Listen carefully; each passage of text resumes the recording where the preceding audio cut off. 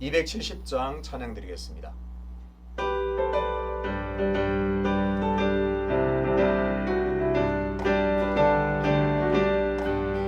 변찮는 주님의 사랑과 거룩한 보혈의 공로를 우리 다 찬양을 합시다. 주님을 만나볼 때까지 예수는 우리를 깨끗게 하시는 주시니 그의 피 우리를 눈보다 더 희게 하셨네. 우리를 깨끗게 하기를 무궁한 생명의 물이새 생명의 구원을 받은 자 하나님 찬양을 합시다. 예수는 우리를 깨끗게 하시는 주시니 그의 피 우리를 눈보다 더 희게 하셨네. 주님의 거룩한 보혈을 날마다 입으로 간증해 담대히 싸우며 나가세. 천국에 들어갈 때까지 예수는 우리를 깨끗게 하시는 주시니 그의 피 우리를 눈보다 더 희게 하셨네. 십자가 단단히 붙잡고 날마다 이기며 나가세. 머리에 면류관 쓰고서 주 앞에 찬양할 때까지 예수는 우리를 깨끗게 하시는 주시니 그의 피 우리를 눈보다 더 희게 하셨네. 함께 기도하겠습니다. 아버지 하나님, 은혜와 사랑을 감사합니다. 촉촉한 단비를 허락하여 주셔서 온 땅에 생명의 기운을 불어넣어 주심을 감사합니다. 우리에게도 영적인 생명력을 늘 부어주셔서 하나님의 은혜로 말미암아 영혼이 충만하며 하나님의 사랑으로 가득 찬 삶이 될 수 있도록 은혜의 은혜를 더하여 주옵소서. 아버지 하나님, 우리가 일상을 살아갈 때에 꼭 하나님의 신앙의 본질을 붙들게 하여 주옵소서. 여러 가지 일을 다 해야 하는 것이 아니라 여러 가지 일을 잘 하느라 우리의 마음이 분주한 것이 아니라 믿음의 본질, 오직 유일한 것, 예수님을 잘 믿는 것을 우리가 잘 행할 때에 하나님의 기쁨되는 삶이 될 수 있도록 인도하여 주옵소서. 그래서 예수님을 잘 믿는 일로 말미암아 그 믿음으로 말미암아 순종이 나타나게 하시고 기꺼이 하나님을 기쁘시게 하는 삶이 우리의 삶의 열매로 나타나는 은혜를 허락해 주시옵소서. 오늘도 겸손하게 하나님의 말씀 앞으로 나아갑니다. 말씀으로 우리를 또한 깨우쳐 주시고 하나님의 선한 길로 우리를 안내해 주시고 인도하여 주옵소서. 감사드리며 예수 그리스도의 이름으로 기도하옵나이다. 아멘.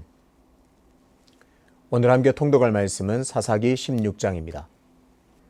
삼손이 가사에 가서 거기서 한 기생을 보고 그에게로 들어갔더니 가사 사람들에게 삼손이 왔다고 알려지매 그들이 곧 그를 애워싸고 밤새도록 성문에 매복하고 밤새도록 조용히 하며 이르기를 새벽이 되거든 그를 죽이리라 하였더라.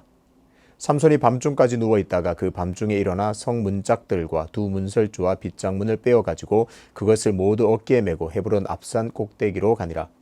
이후에 삼손이 소래 골짜기에 들릴라라 이름하는 여인을 사랑하매 블레셋 사람의 방백들이 그 여인에게로 올라와서 그에게 이르되 삼손을 꾀어서 무엇으로 말미암아 그 큰 힘이 생기는지 그리고 우리가 어떻게 하면 능히 그를 결박하여 굴복하게 할 수 있을는지 알아보라. 그리하면 우리가 각각 은 1,100개씩을 내게 주리라 하니 들릴라가 삼손에게 말하되 청하건대 당신의 큰 힘이 무엇으로 말미암아 생기며 어떻게 하면 능히 당신을 결박하여 굴복하게 할 수 있을는지 내게 말하라 하니 삼손이 그에게 이르되 만일 마르지 아니한 새 활줄 7으로 나를 결박하면 내가 약해져서 다른 사람과 같으니라. 블레셋 사람의 방백들이 마르지 아니한 새 활줄 7을 여인에게로 가져오매 그가 그것으로 삼손을 결박하고 이미 사람을 방 안에 매복시켰으므로 삼손에게 말하되 삼손이여 블레셋 사람들이 당신에게 들이닥쳤느니라 하니 삼손이 그 줄들을 끊기를 불탄 삼시를 끊음같이 하였고 그의 힘의 고난은 알아내지 못하니라. 들릴라가 삼손에게 이르되 보라 당신이 나를 희롱하여 내게 거짓말을 하였도다. 청하건대 무엇으로 당신을 결박할 수 있을는지 이제는 내게 말하라 하니 삼손이 그에게 이르되 만일 쓰지 아니한 새 밧줄들로 나를 결박하면 내가 약해져서 다른 사람과 같으리라 하니라. 들릴라가 새 밧줄들을 가져다가 그것들로 그를 결박하고 그에게 이르되 삼손이여 블레셋 사람이 당신에게 들이닥쳤느니라 하니 삼손이 팔 위에 줄 끊기를 실을 끊음같이 하였고 그때에도 사람이 방 안에 매복하였더라. 들릴라가 삼손에게 이르되 당신이 이때까지 나를 희롱하여 내게 거짓말을 하였도다. 내가 무엇으로 당신을 결박할 수 있을는지 내게 말하라 하니 삼손이 그에게 이르되 그대가 만일 나의 머리털 7가닥을 배틀의 날실에 섞어 짜면 되리라 하는지라. 들릴라가 바디로 그 머리털을 단단히 짜고 그에게 이르되 삼손이여 블레셋 사람들이 당신에게 들이닥쳤느니라 하니 삼손이 잠이 깨어 배틀의 바디와 날실을 다 빼내니라. 들릴라가 삼손에게 이르되 당신의 마음이 내게 있지 아니하면서 당신이 어찌 나를 사랑한다 하느냐. 당신이 이로써 3번이나 나를 희롱하고 당신의 큰 힘이 무엇으로 말미암아 생기는지를 내게 말하지 아니하였도다 하며 날마다 그 말로 그를 재촉하여 조르매 삼손의 마음이 번뇌하여 죽을 지경이라. 삼손이 진심으로 드러내어 그에게 이르되 내 머리 위에는 삭도를 대지 아니하였나니 이는 내가 모태에서부터 하나님의 나실인이 되었음이라. 만일 내 머리가 밀리면 내 힘이 내게서 떠나고 나는 약해져서 다른 사람과 같으리라 하니라. 들릴라가 삼손이 진심을 다 알려주므로 사람을 보내어 블레셋 사람들의 방백들을 불러 이르되 삼손이 내게 진심을 알려주었으니 이제 한 번만 올라오라 하니 블레셋 방백들이 손에 은을 가지고 그 여인에게로 올라오니라. 들릴라가 삼손에게 자기 무릎을 베고 자게 하고 사람을 불러 그의 머리털 7가닥을 밀고 괴롭게 하여 본즉 그의 힘이 없어졌더라. 들릴라가 이르되 삼손이여 블레셋 사람이 당신에게 들이닥쳤느니라 하니 삼손이 잠을 깨며 이르기를 내가 전과 같이 나가서 몸을 떨치리라 하였으나 여호와께서 이미 자기를 떠나신 줄을 깨닫지 못하였더라. 블레셋 사람들이 그를 붙잡아 그의 눈을 빼고 끌고 가사에 내려가 놋줄로 매고 그에게 옥에서 맷돌을 돌리게 하였더라. 그의 머리털이 밀린 후에 다시 자라기 시작하니라.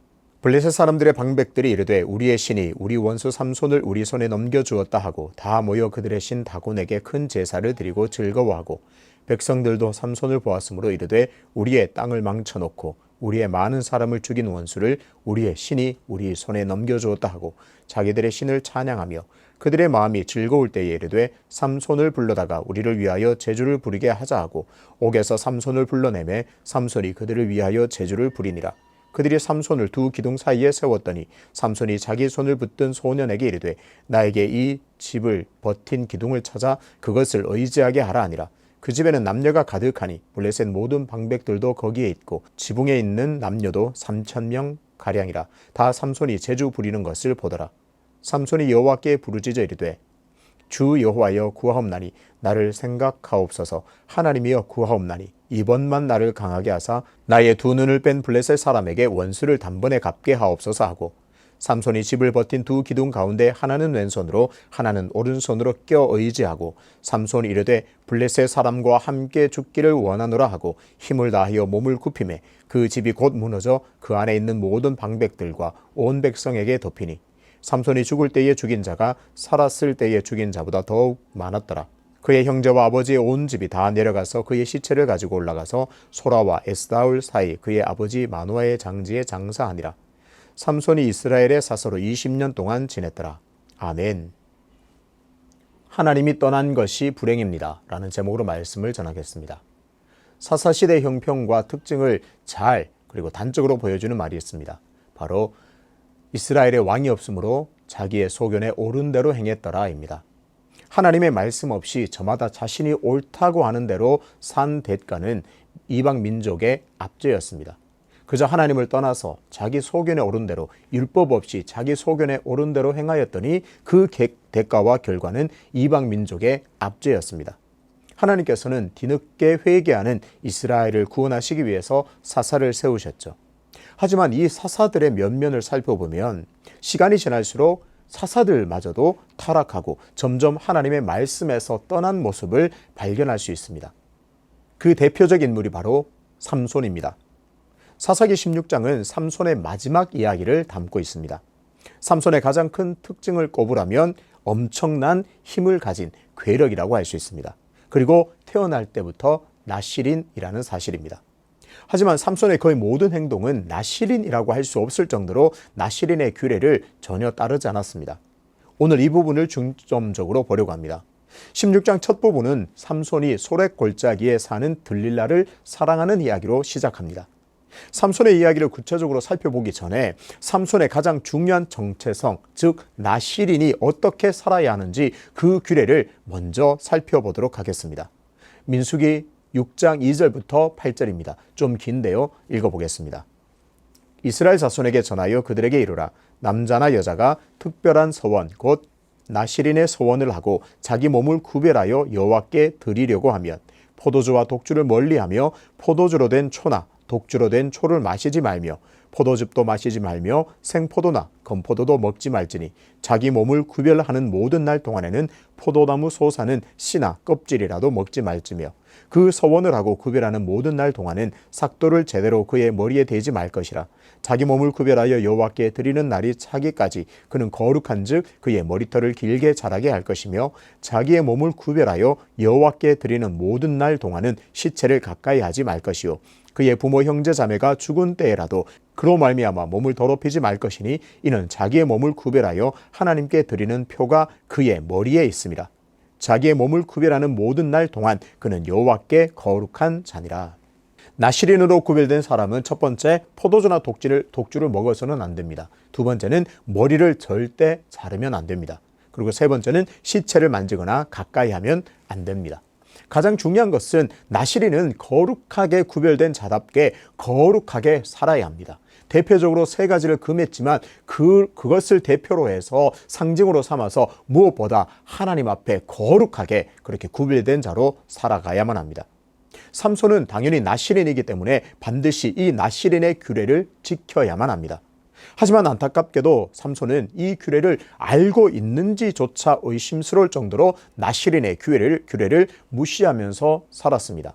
아니 도리어 금지한 그것들을 더 적극적으로 행한 것이 아닌가 의심스러울 정도로 그렇게 이 율법을 무시하며 살았습니다.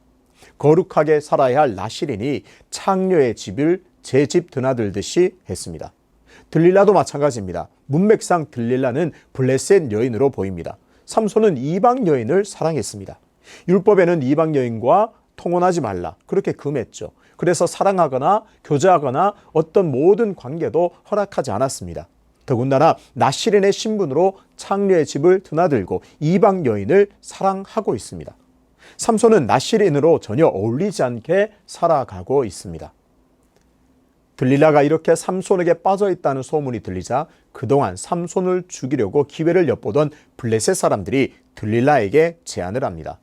들릴라, 당신이 삼손의 힘의 원천을 알아낸다면 은 1100개씩을 주겠다고 제안을 합니다. 이 대목에서 우리는 아주 중요한 사실을 알 수 있습니다. 블레셋 사람들이 보기에 삼손의 괴력은 말이 안 된다고 느꼈습니다. 아니 삼손의 몸에서 어떻게 저런 큰 힘이 나오지? 그 힘을 너무 신비스럽게 여겼다는 사실을 알 수 있습니다. 여기서 우리는 삼손의 체구가 그리 크지 않았음을 예상할 수가 있습니다. 만약에 골리앗 같은 블레셋의 장수인 그 골리앗 장수같이 키가 장대하고 덩치가 어마어마하게 큰 사람들이 사람을 많이 죽였다면 사람들은 당연하다고 여겼을지도 모르겠습니다. 아니 당연하다고 여깁니다. 키가 저렇게 크고 힘이 저렇게 덩치가 좋으니 사람을 죽이는 것은 당연하다 그렇게 여겼을 겁니다. 그런데 삼손은 도대체 어디서 그런 힘이 나오는지 의문이 들 정도로 신비하고 신기해야 할 정도로 의문이었다는 거죠. 그래서 우리는 그 힘이 하나님께서 주신 것임을 알 수 있지만 당시의 블레셋 사람들은 이 사실을 알지 못했습니다. 블레셋 사람들의 이 제안을 들은 들릴라는 본격적으로 작업에 착수합니다. 그런데 질문이 참 노골적입니다. 당신의 힘이 무엇으로 말미암아 생기며 어떻게 하면 능히 당신을 결박하여 굴복할 수 있습니까? 이렇게 아주 노골적으로 질문을 합니다. 들릴라의 질문에는 노골적으로 삼손의 힘을 제거하고 결박하려는 의도가 고스란히 담겨 있음에도 불구하고 삼손은 심각성을 모르고 그저 장난으로 받아들이고 농담으로 대응을 합니다. 삼손의 첫 번째 대답은 이렇습니다. 마르지 않는 새 활줄 7으로 나를 묶으면 약해져서 다른 사람과 같아질 것이다. 삼손의 말대로 마르지 않는 새 활줄 7으로 삼손을 묶었지만 소용이 없었습니다. 매복도 하고 블레셋 사람들을 데려와서 결박하려고 했지만 소용이 없었습니다. 그저 그것들을 아주 손쉽게 풀어헤치고는 달아나 버렸습니다. 들릴라는 포기하지 않고 집요하게 삼손에게 또 같은 질문을 합니다. 당신의 힘이 어디서 나는지 알려달라. 삼손은 또 대답합니다. 삼손의 두 번째 대답은 이렇습니다. 쓰지 않은 새 밧줄들로 결박하면 내가 약해져서 다른 사람과 같아질 것이다. 그런데요, 여기서 밧줄, 줄에 해당하는 히브리어는 보통 밧줄, 칙넝쿨이라고 번역을 하지만 다른 뜻도 있습니다. 도살한 짐승에서 채취한 마르지 않은 힘줄이라는 의미도 지니고 있습니다. 만약 삼손이 힘줄로, 짐승의 힘줄로 나를 묶으라고 말했다면 아주 심각한 문제가 발생합니다. 삼손의 정체성은 우리가 앞에서 확인했듯이 나실인입니다. 나실인은 항상 자신을 구별하여 거룩하게 살아야 합니다. 구체적인 규정 안에도 시체를 가까이 하거나 시체를 만져서는 안 됩니다. 부정한 것에 가까이 가면 안 되죠. 왜요? 거룩한 삶을 살아야 하기 때문에 그렇습니다. 그런데 자신의 입으로 짐승의 시체에서 떼낸 힘줄로 나를 묶으라고 말하는 꼴이 됩니다. 삼손은 자신이 거룩한 나실이라는 정체성을 심각하게 생각하지 않는다는 결론에 이르게 됩니다. 삼손의 입장에서는 당연히 장난삼아 농담으로 거짓말을 했습니다. 하지만 이 대목에서 우리는 중요한 원리를 하나 발견하게 됩니다. 그리스도인은 농담으로라도 거룩성을 잃어서는 안 됩니다. 흔히 분위기를 좋게 하기 위해서 사람들을 웃기고 싶어서 즐겁게 하기 위해서 농담을 많이 합니다. 하지만 그 농담의 내용이 거룩함을 해치는 수준이라면 결코 해서는 안 됩니다. 사람들의 기분을 좋게 하고 사람들을 웃게 할 수는 있겠지만 하나님의 마음을 아프게 하고 성령님을 근심하게 할 수 있다는 사실을 우리는 꼭 기억해야 합니다. 그래서 우리가 하는 일상의 말 속에서 농담을 통해서 그저 하는 재밌는 이야기 중에서도 우리가 그것을 거룩성을 해치는 농담이라면 우리가 잘 분별해서 그런 말들을 하지 않게 되시기를 주님의 이름으로 축복합니다. 삼손을 거울 삼아서 농담도 재미난 이야기도 거룩함을 해치지 않는 수준에서 해야 합니다. 블레셋 사람들이 이번에도 결박한 삼손을 잡으려고 시도했지만 소용이 없었습니다. 거짓말이 들통났죠. 하지만 들릴라는 여전히 포기하지 않고 계속해서 삼손을 몰아붙입니다. 견디지 못한 삼손은 또 세 번째 대답합니다. 머리털 7가닥을 배틀의 날실에 섞어 짜면 된다. 이렇게 말하죠. 들릴라의 집요함이 점점 이 힘의 원천, 힘의 비밀, 힘의 신비에 가까이 접근하게 했습니다. 무심코 삼손은 점점 말도 안 되는 것으로 질문을 회피하려고 했지만 세 번째 질문에는 이제 머리라는 결정적 힌트를 언급할 지경에 이르렀습니다. 당연히 세 번째 시도도 실패한 들릴라는 이제는 마지막 강력한 무기를 꺼냅니다. 나를 사랑한다면서 왜 진실을 말해주지 않느냐 따지기 시작합니다. 사랑을 들먹이면서 계속해서 조르자 삼손은 괴로워합니다. 16절입니다. 날마다 그 말로 그를 재촉하여 조르매 삼손의 마음이 번뇌하여 죽을 지경이라. 계속되는 집요한 이 질문에 고통스러운 나머지 삼손은 결국 진실을 말하게 됩니다. 삼손이 진심을 드러내어 그에게 이르되 내 머리 위에는 삭도를 대지 아니하였나니 이는 내가 모태에서부터 하나님의 나실인이 되었음이라. 만일 내 머리가 밀리면 내 힘이 내게서 떠나고 나는 약해져서 다른 사람과 같으리라 하니라. 삼손의 대답은 그야말로 충격입니다. 두 가지 면에서 충격입니다. 첫 번째는 블레셋 사람들의 사주를 받은 여인에게 자신을 말해주는 것이 충격입니다. 그저 들릴라 이방 여인, 블레셋 여인을 보니 이 여인이 집요하게 물어본다고 해서 자신의 그 비밀을 그냥 다 알려준다는 것입니다. 또 자신이 나실린이라는 분명한 정체성을 알고 있다는 것이 충격입니다. 우리는 삼손의 얘기를 들으면 삼손이 자신이 나실린인 것을 잊어버렸나? 모르나? 의심을 할 수 있게 됩니다. 그런데 이 대답을 보면 17절에 나오는 대답을 보면 분명히 삼손은 내가 나실인이다. 이 정체성이 있습니다. 확고합니다. 자신이 나실인인지 알고 있으면서도 그의 말과 행동은 전혀 나실인답지 않게 살았습니다. 방탕하게 살았고 시체를 만지는 일을 주저하지 않았고 이제는 하나님께서 엄히 명하신 그 머리를 자르면 된다고 대놓고 말하고 있습니다. 이쯤 되면 삼손은 하나님의 말씀, 율법, 나실인의 규례 따위는 안중에도 없는 것처럼 보입니다. 그저 자신이 원하는 대로 살고 욕망에 이끌려 살았음을 확인할 수가 있습니다. 결국 들릴라와 블레셋 사람들은 4번의 시도 끝에 삼손의 머리를 밀고 그를 결박하는 데 성공합니다. 들릴라가 이르되 삼손이여 블레셋 사람이 당신에게 들이닥쳤나이다 하니 삼손이 잠을 깨며 이르기를 내가 전과 같이 나가서 몸을 떨치리라 하였으나 여호와께서 이미 자기를 떠나신 줄을 깨닫지 못하였더라. 이 대목에서 우리가 잘못하면 오해할 수가 있습니다. 삼손이 왜 그러면 그런 엄청난 괴력이 사라졌는가? 머리가 잘렸기 때문이지 우리는 그렇게 생각할 수 있습니다. 그런데 아닙니다.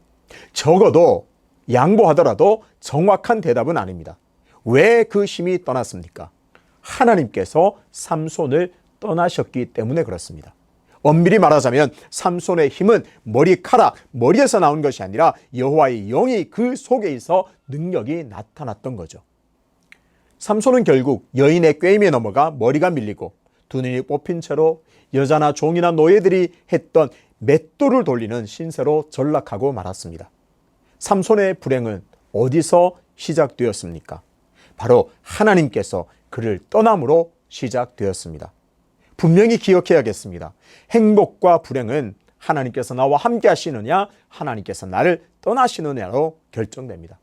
세상은 수많은 것들을 행복의 조건, 행복의 기준으로 늘어놓습니다.